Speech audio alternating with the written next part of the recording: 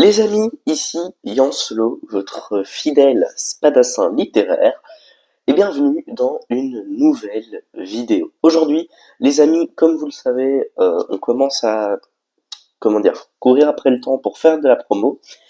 Et donc, le but aujourd'hui, ça va être de fabriquer ensemble un post promotionnel. D'abord, je vais vous afficher des exemples à ma gauche et à ma droite pour que vous voyez plus ou moins ce qu'on veut faire. Un exemple de post promotionnel, par exemple, ça peut être ceci. Et à ne pas confondre avec ce que j'appellerais un post d'avancée, qui est du coup plus proche de celui-ci. Voilà, c'est les deux différences que je voulais marquer. Pourquoi ? Parce que le post que je veux faire aujourd'hui, c'est vraiment un post promotionnel au sens où il ne sert qu'à ça, c'est-à-dire à mettre en avant le produit, pas à vous tenir au courant de hey, tiens, il y a ça qui est nouveau, etc., etc. Donc, sans plus tarder, maintenant que vous avez l'objectif, on va pouvoir démarrer sur le PC et je vais vous montrer tout mon processus pour fabriquer un post promotionnel. Ok, alors comme à mon habitude, je prends mon petit Photopea, hop, on fait un nouveau projet, on est en grand écran, c'est mieux, et on part sur un post Instagram. Tout d'abord, je commence, comme vous le voyez à l'écran, par aller sur Photopea. Pourquoi ? Parce que Photopea, c'est pratique, c'est moins cher que Photoshop. Je commence par aller sur Photopea, mais surtout, on va pouvoir s'ouvrir une deuxième fenêtre qui, elle, sera consacrée à quelque chose d'autre, ChatGPT. Et là, ChatGPT nous demande comment est-ce qu'il peut nous aider. Et on va tout de suite lui demander. En réalité, ce que je viens chercher sur ChatGPT, c'est une image de fond. En fait, l'avantage pratique, c'est déjà que ChatGPT ne va jamais me réclamer de l'argent, puisque je n'en générerai pas. Et puis surtout, l'avantage, c'est que ChatGPT peut générer un visuel rapidement, sans me coûter d'argent, parce que je n'en ai pas non plus des masses à dépenser là-dedans. Mais surtout, c'est assez propre, et comme c'est un arrière-plan, j'ai pas besoin que ce soit parfait. Ok. Donc on va commencer tout de suite une description, et aujourd'hui, je visualise bien quelque chose d'un petit peu sous-marin, mais antique quand même, genre l'Atlantide, ou des trucs comme ça, tu vois. Donc c'est parti, on va commencer une petite description. On y va.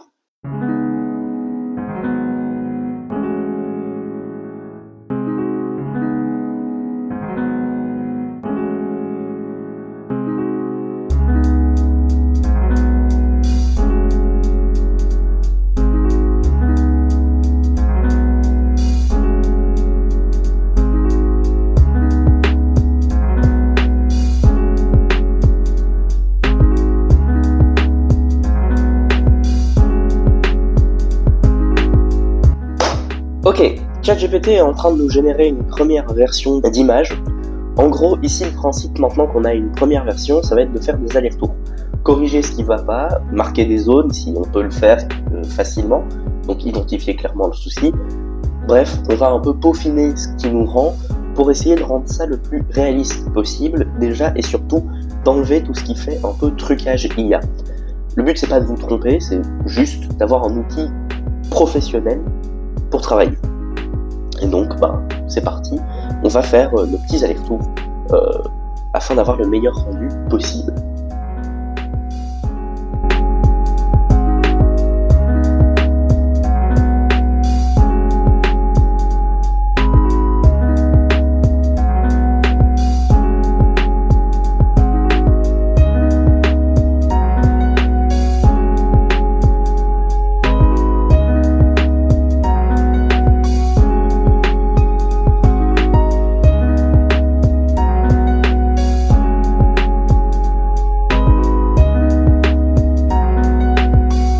Ok, les échanges avec ChatGPT viennent de se terminer et donc on va pouvoir récupérer la photo qu'il nous a donnée pour la mettre dans Photopea. Donc c'est ce qu'on va faire tout de suite. Voilà, j'ai importé les deux éléments qui vont nous servir, à savoir le fond et le livre.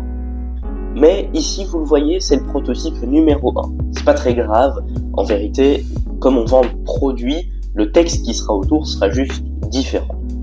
Ok, pour l'instant, on va masquer le livre, et on va surtout travailler avec le fond. Bon, ici, pas très compliqué, il suffit juste de le mettre à la bonne taille. On va rajouter par-dessus un léger filtre. Pas grand-chose, mais bêtement du flou. Un flou qui est appelé le flou gaussien. Un léger flou.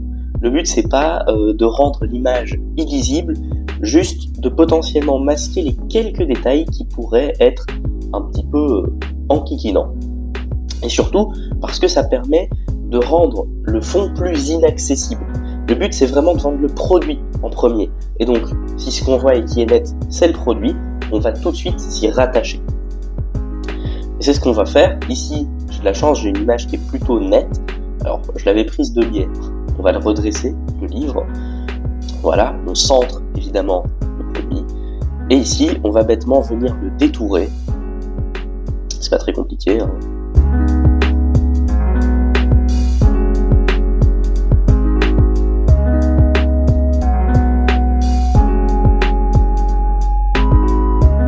Ok, ici on a nos deux éléments, mais vous le voyez, il y a un petit souci, le livre, il détonne vachement du coup de notre fond.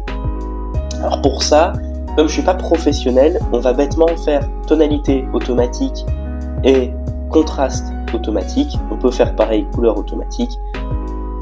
Ça rend comme ça, c'est comme ça que le logiciel estime que c'est le meilleur.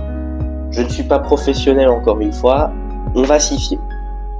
Ensuite, le deuxième truc qui fait que ça détonne, c'est qu'on a un élément sur l'autre. Mais il n'y a rien qui est entre les deux. Et donc pour ça, forcément, on va venir appliquer ce qui s'appelle une ombre portée.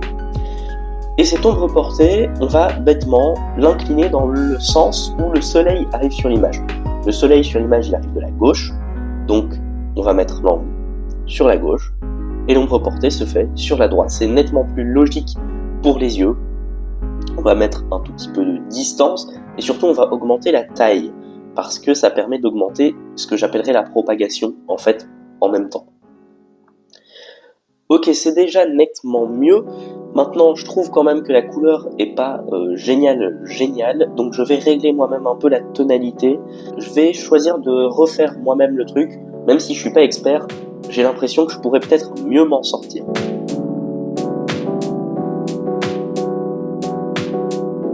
C'est pas parfait, mais j'ai l'impression que c'est déjà moins flash que ce que proposait le logiciel.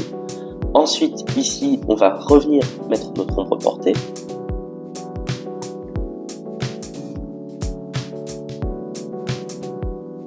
Hop.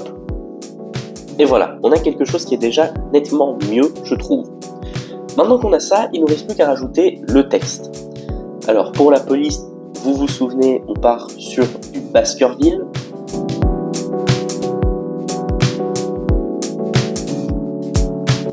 Et ici, c'est très simple, plus qu'à écrire.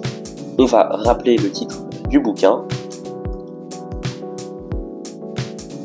Et ensuite, en dessous, plutôt que de mettre bientôt disponible comme j'ai l'habitude de le faire, on va mettre sa date de sortie.